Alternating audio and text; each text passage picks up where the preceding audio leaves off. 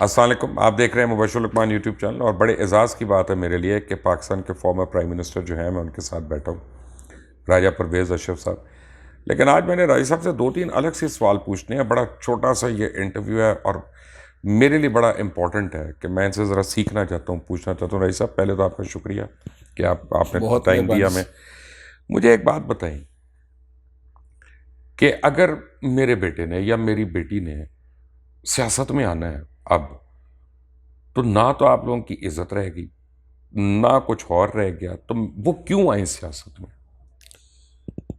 شکریہ مبشر صاحب. میں سمجھتا ہوں کہ یہ بالکل ہی ایک بڑا اچھوتا سوال آپ نے کیا ہے، میرے اور بچے مجھ سے کہتے ہیں بالکل میں سمجھتا ہوں کہ یہ بدقسمتی کی بات ہے کہ پاکستان میں سیاست کو اس انداز سے جو ہے میں سمجھتا ہوں کہ اس کا چہرہ نوچا گیا ہے. اس میں سیاستدانوں کا بھی قصور ہو سکتا ہے، میں اپنے آپ کو بھی بری ذمہ نہیں قرار دیتا، لیکن جس انداز سے میں سمجھتا ہوں کہ ان کو ایک سافٹ بیلی سمجھ کر ان کے کردار کشی کی گئی ہے، ان کے چہرے کو داغدار کیا گیا ہے، اس سے میں سمجھتا ہوں کہ جو ہماری نئی جنریشن ہے، آپ دیکھتے ہوں کہ جس طرح تضحیک کا نشانہ سیاستدان کو بنایا جاتا ہے، خواہ وہ کسی پوزیشن میں بھی بیٹھا، اگر وہ وزیر اعظم ہے تب بھی، وہ اگر کوئی ممبر صدر ہو. پارلیمنٹ ہے تب بھی، اگر وہ پریزیڈنٹ ہے تب بھی، میں سمجھتا ہوں جس بھی پوزیشن میں جس بے دھڑک طریقے سے جو ہے وہ سیاستدان کو جو ہے وہ ہدف تنقید کرنا، تو میں سمجھتا ہوں بری بات نہیں ہے، لیکن ہدف تضحیک جو بنایا جاتا ہے اس کی وجہ سے یہ پورا ماحول میں سمجھتا ہوں کہ خراب ہو چکا ہے. اب دیکھیں نا، اب باقی معاشرہ جو ہے، سیاستدان کوئی آئی لینڈ تو نہیں کریٹ کر سکتا. آپ نہ کسی آئی لینڈ کو بنا کر اس میں رہ سکتے ہیں. اوورآل ایک سوسائٹی کے ہم باشندے ہیں، ایک ہی ہمارا جو ہے وہ مارٹر ہے جس میں ہم بنے ہوئے ہیں، ایک ہی ہمارا ماحول ہے، ایک ہی ہمارا معاشرہ ہے. لیکن اس میں پھر ایک سیکشن آف سوسائٹی کو اس قدر میں سمجھتا ہوں لقمان صاحب اور تضحیک کرنا، اور اس کی میں سمجھتا ہوں عزت ہی نہیں چھوڑی گئی ہے. آپ ٹھیک کہہ رہے ہیں، بلکہ اب تو سیاست کو بھی لوگ کہتے ہیں کہ یار کوئی سچی گل کرو، سیاست تے ساڈے نال نہ کرو. اب پرابلم یہ ہے کہ ہم دیکھتے ہیں کہ پولیٹیکل پارٹیز ایکٹ جب ہم دیکھتے ہیں تو اس میں واحد بندہ جس کا کوئی ذکر نہیں ہے وہ پولیٹیکل ورکر ہے. تو پیپلز پارٹی تو کیونکہ اب سب سے زیادہ حکومت میں رہی اور سب سے بڑی جماعت اس لحاظ سے، نون لیگ ہو، پیپلز پارٹی ہو، تحریک انصاف ہو، JUI ہو، جماعت جو مرضی جماعت لے لیں، کسی نے بھی پولیٹیکل ورکر کے لیے امینڈمنٹ کی کوشش نہیں کی. دیکھیں، میں آپ کو بتاؤں کہ میں اپنے پاکستان پیپلز پارٹی کی بات کرتا ہوں کہ ہمارا تو سارا نظام جو ہے نا جی، وہ ورکر کے ساتھ ہی جڑا ہوا ہے. میں خود ایک ورکر ہوں، ایک متوسط طبقے کا ورکر تھا، اور یہ پارٹی کی بدولت، اللہ پاک کی مہربانی، اور پھر پارٹی کی بدولت میں اس ملک کا وزیر اعظم بنا. اب پھر میں پارلیمنٹ کے اندر ہوں. یہ پاکستان پیپلز پارٹی اپنے ورکرز کے ساتھ جڑی ہوئی ہے، اس کا خیال بھی رکھتی ہے. لیکن جو آپ بات کر رہے ہیں نا جی، دیکھیے پولیٹیکل پارٹیز ایکٹ جو ہے نا جی، وہ بھی انفارچونیٹلی اس لیے نہیں آیا تھا کہ ہم پالیٹکس کو کتنا خوبصورت بنانے جا رہے تھے. وہ بھی تھا کہ پالیٹکس کو ہم کنٹرول کیسے کرنے جا رہے ہیں، ہم سیاستدان کو کیسے کنٹرول کرنے جا رہے ہیں، ہم جماعتوں کو کیسے کنٹرول کرنے جا رہے ہیں. اس کی وجہ سے میں سمجھتا ہوں کہ ایک تو یہ ہوا. دوسرا میں یہ سمجھتا ہوں جی کہ ہم آپس میں بھی جس وقت گورنمنٹ اور اپوزیشن میں ہوتے ہیں، ایک دوسرے کے خلاف نبرد آزما ہوتے ہیں، میدان سیاست میں ایک دوسرے کا سامنا کر رہے ہوتے ہیں، تو ہمارے بدقسمتی سے یہ دیکھیں کہ جو ہماری کمیونٹی یا سیاستدان، ایک کی زندگی جو ہے وہ دوسرے کے موت میں، ایک کی فتح دوسرے کی ہار میں. ایک بدنام ہوتا ہے تو دوسرا سمجھتا ہے کہ میں اور نیک نام ہو گیا. اس لیے ہم ایسا نہیں کر سکتے. ہونا چاہیے کہ ہم اپنے کچھ پیرامیٹرز مقرر کریں، کچھ حدود، کچھ قیود ہوں، ان کے اندر رہ کر ہم تنقید کریں اور ایک اچھی روایت قائم کریں جو کہ ہونی چاہیے. اور میں آپ کا اس لیے شکر گزار ہوں کہ یہ ایسا ایک برننگ پوائنٹ تھا جس پر ہم کرب تو کرتے ہیں، ہمارے اندر جلن ہوتی ہے، ہمیں اس کا دکھ بھی ہوتا ہے، لیکن شاید اس کا برملا اظہار تو مجھے آج تک کسی نے یہ سوال نہیں کیا. ویسے عوام کے لیے ایک سوال کر لیتے ہیں ہم. یہ تو آپ کے لیے تھے نا سوال. ہم یہ سمجھتے ہیں کہ آپ لوگ، اور آپ کا مطلب میں تمام پارلیمنٹ کی بات کر رہا ہوں، میں کوئی تحریک انصاف یا پیپلز پارٹی ان کی بات نہیں کر رہا. عوام کے لیے نہیں کرتے. اور ابھی ہم 10 دن بعد دیکھیں گے جب بجٹ پیش ہو رہا ہوگا تو 5 10 25 اسپیچوں کے بعد وہ 8 دن کے اندر بجٹ پاس بھی ہو جائے گا. نہ کچھ سوال پوچھے گا کہ پچھلے بجٹ میں کیا لگا, کیا لیپس ہوا, جو آپ نے پچھلے سال بجٹ دیا تھا کتنے پرسنٹ ادھر لگا ادھر لگا ادھر لگا, اس کا حساب نہیں ہوگا. اور اگلے آنے والے صرف وقتی فگرز ہوں گے. اپوزیشن کہے گی عوام دشمن بجٹ ہے, حکومت کہے گی عوام دوست بجٹ ہے. ہم لوگ مرتے رہیں گے, عوام مرتی رہے گی. کیوں نہیں آپ کے زمانے میں 2 2 3 3 وزیر خزانہ رہے, اور کوئی نہیں تو سلیم مانڈویلا صاحب ہیں ابھی آپ کے پاس, اور بھی لوگ ہیں جو کامرس سمجھتے ہیں. ان کو کہیں نا ایک فرضی یا ڈمی بجٹ بنا کے وہ بھی پارلیمنٹ میں پیش کرے نا اس دفعہ, تو ہمیں پتہ چلے کمپیریزن کیا. جی بہت اچھا آپ نے سوال کیا. ویسے ہمارا ہمیشہ جی ایک پری بجٹ جو ہے نا وہ ایک ہم کرتے ہیں سیشن, اور اس میں ایک پری بجٹ جو ہے نا ایک اپنی تجاویز بھی بناتے ہیں, اور اس بجٹ پہ جو ان کا پروپوزڈ بجٹ ہوتا ہے اس پر تنقید بھی کرتے ہیں. اس میں ہم نہ صرف اپنے ہمارے جو فائنانس کو سمجھنے والے پارٹی کے ممبران ہوتے ہیں جس میں سابقہ وزیر خزانہ ہو گئے, لیکن ہم ہائر بھی کرتے ہیں ایکسپرٹس کو, معیشت دانوں کو. ان کے سامنے بیٹھ کر پھر ایک بڑا لمبا چوڑا سیشن ہوتا ہے, ہماری لیڈرشپ بھی اس میں موجود ہوتی ہے, اور ہم پوری تیاری کے ساتھ جاتے ہیں. لیکن اب ہوتا کیا ہے, ہم جاتے تیاری کے ساتھ ہیں, ہمارے پاس فیکٹس اینڈ فگرز ہوتے ہیں, اور تجربے کار ہمارے پاس پارلیمنٹیرین بھی ہیں, ہم لوگ سمجھتے بھی ہیں بجٹ کو. اب پچھلے بجٹ میں یہ ہوا کہ تقاریر ہو رہی تھی کہ اچانک وہ جو ہے وہ انہوں نے جو ہے وہ بجٹ پاس کر دیا. اب کیونکہ اب وہ میجورٹی, اور مزے کی بات ہے کہ ہمارے پارٹی لیڈر جو ہے نا وہ بلاول صاحب بولنا چاہ رہے تھے تو ان کو مائک نہیں ملا. اسی طریقے سے کئی دفعہ یہ ہوتا ہے کہ لیڈر آف دی اپوزیشن کھڑے ہوتے ہیں, رائٹ. ان کو مائک. مائی کوشچن از کہ بلاول بھٹو زرداری کو اگر مائک نہیں ملتا تو میرے ڈرائیور کو آٹا کہاں سے ملے گا؟ میں آپ کو یہ بتانا چاہ رہا تھا کہ اس وقت دیکھیں نا جی, سب سے مین برننگ ایشو جو ہے اس قوم کا, اس سوسائٹی کا, ہمارے لوگوں کا, پبلک ایٹ لارج کا, وہ تو مہنگائی ہے اور بے روزگاری ہے. ابھی ہم پہلے بھی بات کر رہے تھے, میں ہمیشہ اس بات کا ذکر کرتا ہوں کہ ایک عام گھر کا, ایک غریب کے گھر کا بجٹ تو کو بنا کر پیش کر دینا جی. ایک ملک کا بجٹ بنائے اور ایک عام لے مین کا بجٹ بنایا جائے, جو کہ ایک مزدور ہے, ایک ریڑھی والا ہے, یا ایک چھوٹا سا کاریگر ہے, تو وہ جو اپنے ڈے ٹو ڈے اپنے افیئر چلاتا ہے, دیہڑی دار ہے, اس کا بجٹ کون بنائے گا؟ اور میں کہتا ہوں کہ اس میں اپنے آپ کو بھی بری ذمہ نہیں قرار دیتا, لیکن ہمیں اب میرا خیال وقت آ گیا ہے کہ ہمیں ان چیزوں پر زیادہ دھیان دینا چاہیے. ہمارا زیادہ وقت پارلیمنٹ میں جو ہے نا وہ ایک دوسرے کی کردار کشی میں, ایک دوسرے کو ریبٹل میں. آپ لوگ ایک شیڈو گورنمنٹ کیوں نہیں بناتے جیسے برطانیہ میں ہوتا ہے؟ ہم ان کی ڈیموکریسی کو فالو کریں. جی, آپ کا فارن منسٹر ہو, آپ کا فائنانس منسٹر ہو, آپ کا جو بھی ہے شیڈو پرائم منسٹر ہو, اور وہ بتا رہا ہو کہ اگر ہم ہوتے تو یہاں پہ ہم کیا کرتے. یہ بالکل ایک بہت میں سمجھتا ہوں کہ عمدہ تجویز ہے, اور اس پر ایک دفعہ شہید محترمہ بے نظیر بھٹو صاحبہ کے زمانے میں ہم نے عمل کیا تھا, اور ہم نے یہ بانٹے تھے پورٹ فولیوز کے بھئی. اور ابھی بھی ہم یہ ایک اس کو ہم شیڈو گورنمنٹ جس سینس میں آپ بات کر رہے ہیں وہ تو ہم نہیں بناتے, لیکن یہ ضرور ہوتا ہے کہ ہم نے یہ ڈیوٹی ضرور دی ہوتی ہے کہ اگر فائنانس کا آئے گا تو فلاں بولے گا, اگر کانسٹیٹیوشن کی بات ہوگی تو فلاں اس کو چیک کرے گا, اگر ایڈمنسٹریشن کی بات ہوگی تو فلاں کو پولیٹیکل بات ہوگی تو وہ فلاں کرے گا. وہ ہم نے بانٹے ہوتے ہیں اپنا. لیکن شیڈو گورنمنٹ جو ہے نا, پراپر شیڈو گورنمنٹ جس کی ریسرچ ورک ہو, جو کام کر رہی ہو, جو ہر پلان اپنا تھنک ٹینک ہوتا ہے, ایک تھنک ٹینک ہوتا ہے. ایک تھنک ٹینک, وہ تو تھنک ٹینک ہوتا ہے جو کہ اپنے لیڈرشپ کو فیڈ کر رہی ہو. میں سمجھتا ہوں وہ نہیں بہت ضروری ہے. اچھا جی, مجھے ایک لاسٹ سوال بتا دیں ابھی.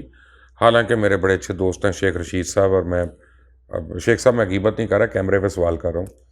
آج میں بڑا فالو کر رہا تھا کہ وہ سندھ گئے ہیں مراد علی شاہ کے اس پہ, اور وہاں پہ انہوں نے اس کے بعد پریس کانفرنس کرنی تھی.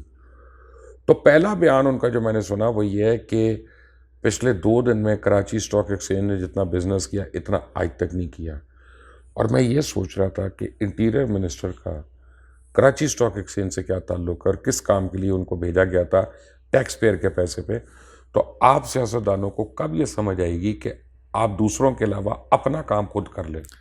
بہت اچھی بات آپ نے کی ہے. میں نے ہمیشہ اس جو ہے نا جی اصول پر ذاتی طور پر تو میں کاربند رہتا ہوں, اور میں ہمیشہ یہ کہتا ہوں کہ جس کا کام اسی کو ساجے. آج میں اس کے ساتھ ایک اور بھی بیان دیکھ رہا تھا، ٹیلی ویژن پہ پٹیاں چل رہی تھیں کہ وزیر خارجہ شاہ محمود قریشی صاحب کہہ رہے تھے کہ شیخ رشید صاحب کو جو ہے وہ خارجہ پالیسی پر بات نہیں کرنا چاہیے. شاہ صاحب کا جو ہے نا میں کمال مانتا ہوں، ویسے آپ کو ماننا پڑے گا کہ واحد ہمارے ملک کا ٹائم ہے کہ بیک وقت چائنا اور امریکہ اور پورا مڈل ایسٹ ہم سے ایک ساتھ ناراض ہے. یہ شاہ صاحب کی پالیسی بڑے کمال کی ہے. یہ بڑا انفارچونیٹ ہے، بلکہ وہ کسی نے خوب کہا ہے کہ اگر ہم کچھ بھی نہ کرتے تو پھر بھی ایک تو ہمارے ساتھ رہتا نا جی. رئیس صاحب اب ہم یہ کریں گے کہ اب ہم ویورز کے لیے پینل چھوڑ دیں گے کھلا، اور وہ مجھے اس میں لکھ کے سوالات آپ کے لیے بھیجیں گے، اور ہفتے یا 2 ہفتے کے بعد کوشش کرتے ہیں ہم پبلک کے سوال جو ہے نا وہ آپ کو پہلے بھیج دیں گے، اور آپ ان کے اوپر تیاری کر کے پھر آپ لوگوں کو بتائیں، کیونکہ لوگ اس وقت مہنگائی سے مر گئے. بے شک نہیں سمجھ آ رہی. بہت اچھا ہے. میں سمجھتا ہوں کہ یہ جو آپ کا انیشیٹو ہے، آپ کے تجربے اور آپ کی ذہانت اور آپ جس طریقے سے کنڈکٹ کرتے ہیں اپنے آپ کو، اور جتنا میں سمجھتا ہوں کہ بڑے آسن طریقے سے آپ مسائل کو اجاگر کرتے ہیں، میں یقیناً اس پر آپ کو خراج تحسین پیش کرتا ہوں. اور آپ نے جو ابھی فرمایا ہے بالکل میں اس کے لیے تیاری کروں گا، اور آپ جو بھی مجھے سوال بھیجیں گے، میں ایک پولیٹیکل ورکر ہوں، جو میری جس قسم کا بھی میں بھئی اب تو سمجھ یہ ہے سوشل میڈیا وہ کا آپ دور کے ہے نا، سامنے ہم آپ کو رکھوں گا. سوال بھیج دیں گے، آپ اپنے موبائل پہ ریکارڈ کر کے ہمیں بھیج دیں، ہم لگا دیں گے. اب تو یعنی آنے کی ضرورت نہیں، میں جانے کی سمجھتا ہوں ضرورت. جی کہ یہ سوشل میڈیا کا یہ ایک بہت بڑا میں سمجھتا ہوں جی کہ ایک انقلاب ہے. ہم تو اس زمانے کو کمپیئر کرتے ہیں جب کہ ایک اخبار آتی تھی گاؤں میں، اور وہ کہہ رہا تھا کہ کہڑا صفحہ پڑھتے ہیں پہ تو وہ کہندا سی میں پہلے تو کہندا یار وچی من دے دے، وہ لے جاتا تھا. پھر وہ جب وہ بقیہ آتا تھا 4 نمبر صفحے پر دیکھیں تو کہندا سی بقیہ کیا دیکھو بھائی 4 نمبر.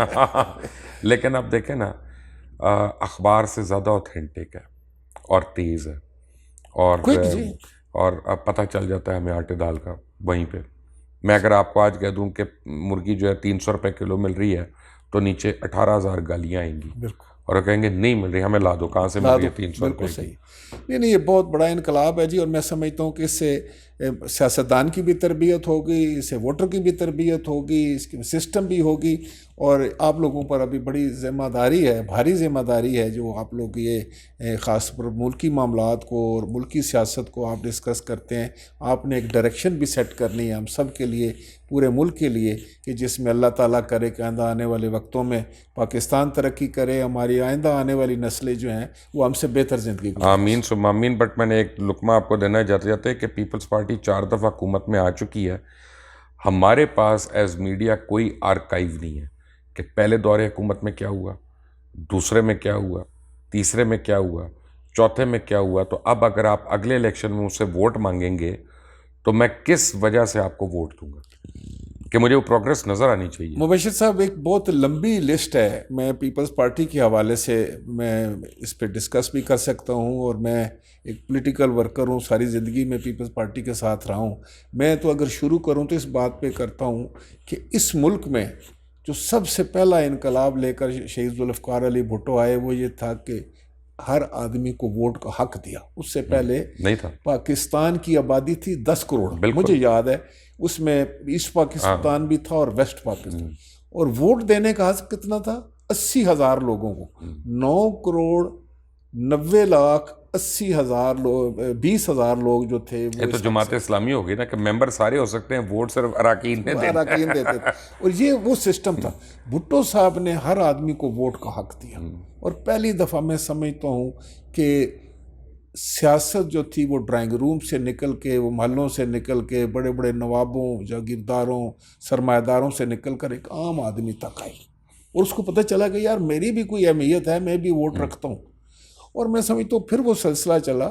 پھر آپ نے دیکھا ہوگا کہ تبدیلی آئی ہمارے پاکستان میں. کوئی 20 فیملیز تبدیلی نہ کہ مجھے ڈر لگتا ہے تبدیلی سے. تبدیلی سے میں مراد کا تو پھر ترقی. مہربانی آپ کی، اب نہ کریں ابھی استعمال. مبشر صاحب 20 خاندان تھے، 22 خاندان تھے جن کے پاس پاسپورٹ تھا. لوگ باہر نہیں جا سکتے. وہ مجھے یاد ہے. پھر آپ کو پتا ہوگا ورکر کے ہاتھ میں پاسپورٹ آیا اور وہ باہر گیا، پھر لاکھوں لوگ گئے، پھر وہ ایک انقلاب آیا، لوگوں کی رہن سہن ٹھیک ہوا، روٹی ملی، کپڑا ملا. جبکہ ابھی دنیا دیکھی نہ دیتے ہیں جی، دنیا دیکھی.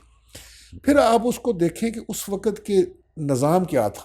ایسٹ پاکستان 2 لخت ہو چکا تھا اور اس وقت ایک ڈپریشن تھی. لیکن بھٹو صاحب کی شخصیت اور پاکستان پیپلز پارٹی کو یہ کریڈٹ جاتا ہے کہ یہاں اسلامی سربراہی کانفرنس دنیا کو ساتھ میں لا لیا. جیسے آپ دیکھیں کہ جو 2 آپس میں اگر ان کی نہیں بھی بنتی تو ہمارے ساتھ سب کی بنتی تھی. ایک لیڈرشپ جو ہے نا وہ. لیکن آپ کمال کی ہینڈلنگ نہیں ہے کہ بے نظیر بھٹو کی شہادت ہوتی ہے, 3 دن کے بعد آصف علی زرداری کھڑے ہو کے کہتے ہیں کہ پاکستان کھپے, لیکن پورے ملک میں آپ کی لیڈرشپ جو ہے وہ بدنام ہے. دیکھیں میں آپ کو بتاؤں, یہ ہمارے ساتھ ایک المیہ ہوا ہے اور یہ ٹریجی اس لیے ہے, اور یہ میں سمجھتا ہوں کہ شاید کوئی ایک آصف علی زرداری صاحب کا شاید اس میں اتنا نقصان نہیں ہوا, لیکن ملک کا ہوا ہے. جس وقت آپ کسی کو اس حد تک نشانہ بناتے ہیں اور اس کا امیج خراب کر دیتے ہیں, اس کی پرسیپشن خراب کر سکتے ہیں. لیکن اس وقت جو حالات تھے, میں اس کا چشم دید گوا ہوں, شاید آپ بھی دیکھ رہے ہوں گے کہ پورا سندھ جل رہا تھا اور لوگ یہ نعرہ لگا رہے تھے. میں تو وزیر تھا جی اس وقت, مجھے پتہ ہے کہ کیا حالات تھے. آپ منسٹر تھے اور اس وقت آصف علی زرداری صاحب نے کھڑے ہو کر کہا کہ پاکستان کھپے. بڑا سکون آیا تھا. اور میں آپ کو اس سے ایک اور میں آپ کو مثال دوں, اس سے بھی پہلے یہ غالباً جو ہے یہ 98-99 کی بات ہے کہ ایک یہ جو قوم پرست تھے, سندھ کی قوم پرست جماعتیں جو تھیں, یہ ابھاڑوں میں وغیرہ, جی یہ ابھاڑوں میں آ کے ایک جلسہ کرنا چاہتے تھے, اور یہاں سے کچھ قوم پرست جماعتیں جو تھیں وہ اٹک کے پل پر آ کر تو وہ چاہ رہے تھے کہ ہم پنجاب کے خلاف جو ہے نا کہ کوئی اس طرح کے جذبات کا اظہار کریں گے. مجھے یاد ہے بڑی دھند تھی اس زمانے میں, کچھ نظر نہیں آ رہا تھا. شہید محترمہ نے کہا میں نے کل صبح تک ابھاڑوں پہنچنا. یہاں سے میں لے کر ان کو لاہور گیا اور لاہور سے قاسم ضیاء صاحب نے پھر ان کو ڈیوٹی دی. میں تھک چکا تھا اس میں دھند میں اور فوگ میں ڈرائیو کر کے. تو جب وہ وہاں سے قاسم ضیاء صاحب ساتھ گئے اور وہ علل صبح وہاں پہنچی, اپنے لوگوں کو کال دی اور وہ کہتی تھی کہ اگر ایک بھی فائر کر دیا کسی نے پنجاب کی طرف, ایک گالی بھی دے دی تو وفاق پاکستان جو ہے اس پر حرف آئے گا. ہم وفاق کے لوگ ہیں, ہم وفاق پاکستان کو مضبوط کرنے والے لوگ ہیں. اس لیے میں یہ کہتا ہوں کہ ہم ان کو کہا کرتے تھے کہ یہ جو پیپلز پارٹی ہے, شہید محترمہ بے نظیر بھٹو جو ہے 4 صوبوں کی زنجیر. تو ہمیں وفاق کو مضبوط کرنے کے لیے, وفاق پاکستان کو مضبوط کرنے کے لیے وفاقی جماعت کو بھی میں سمجھتا ہوں جو ٹھنڈے گرم سے گزر چکی ہے, جس کے پاس تجربہ ہے, اس کو بھی ہم نے میں سمجھتا ہوں کہ اس کا ساتھ دینا ہے, اور اس کا ساتھ دینا پاکستان کا ساتھ دینا ہے. بالکل صحیح کہہ رہے ہیں راجہ پرویز اشرف صاحب, فارمر پرائم منسٹر پاکستان. آپ کے سوال ہوں گے, اگلی دفعہ ان کے جواب ہوں گے. تب تک کے لیے اجازت, اللہ حافظ.